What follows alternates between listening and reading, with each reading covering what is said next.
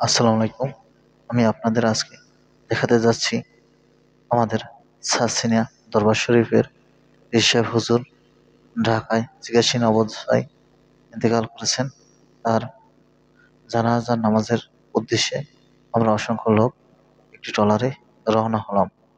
এই ট্রলারটি সোহাগদল বর্ষাকাশী থেকে ছেড়ে দিয়েছে এবং আমরা এখন মিয়ারহাট খালে আছি। এই মেরহাট ও ইন্দুরহাট ব্রিজের নিচ থেকে আমরা রওনা হলাম। দেখেন আমাদের পিছনে অসংখ্য আরো নৌকা আছে এবং ট্রলার আছে, তারাও হুজুরের জানাজার নামাজে রওনা হয়েছে। আমরা দেখেন আমরা রওনা হয়েছি, বৃষ্টি আসতে পারে, উপরে অনেক মেঘ করেছে, তাই আমরা খুব দ্রুত পার হতে আছি এবং নদীতে অনেক তুফানও আছে।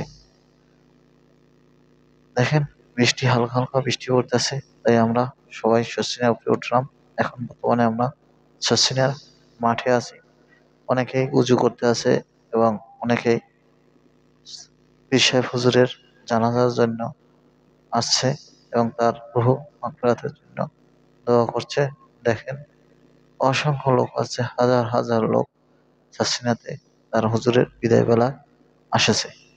এখানে কোনো প্রকার রাজনীতি নিয়ে আলোচনা হয় না এবং শুধু ইসলামিক শিক্ষাই দেওয়া হয়। যদি আপনাদের ছেলে মেয়েকে কখনো ইসলামিক লাইনে পড়াতে হয়, তাহলে সাসিনায় পড়াবেন। এতে আপনার ছেলে রাজনীতি মুক্ত থাকবে এবং দিনী এবং ইসলামিক সুশিক্ষা পাইয়ে থাকবে।